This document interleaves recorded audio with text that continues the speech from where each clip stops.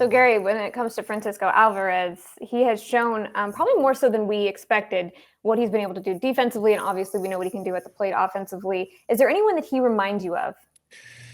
That's a good question. I don't think that there's anybody in particular that he reminds me of. I think it's been rather shocking how good he's been defensively. The framing skills, the blocking skills, we were not led to believe that he was this kind of defensive catcher. And the enthusiasm and the ability to relate to an older pitching staff has been phenomenal.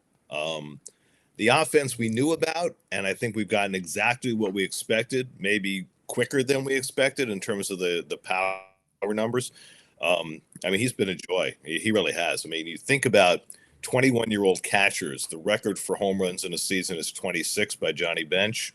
He's got every chance to break that record. He has Totally. been.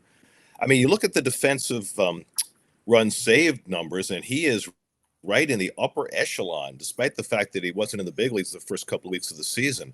I could not be more pleased with what we've seen from him in just about every aspect of the game. There are still times when he has what Buck refers to as those anxious at bats in big situations where he'll chase pitches out of the strike zone.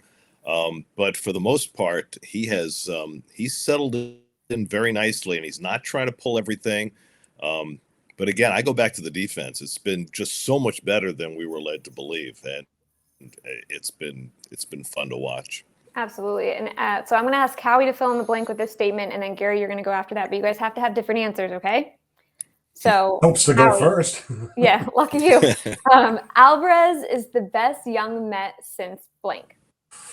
Wow, that's a good one because, the immediate reaction is to think about first the catcher and then a position player. But I think the easy answer for me is Pete Alonso. Okay, that seems like a given, but that's okay. I'll let it slide. Gary? Thanks. That would have been my first choice. I'll go with Matt Harvey Interesting. Why? because Matt came up and exploded on the scene immediately. I mean, That was before she was born.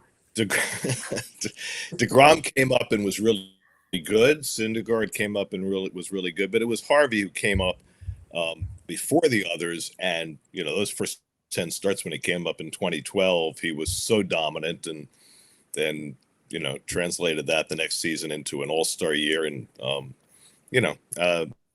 Matt didn't last for long, but his career was like a comet, and he's shown as bright as anybody from the beginning. That was inspirational, Gary.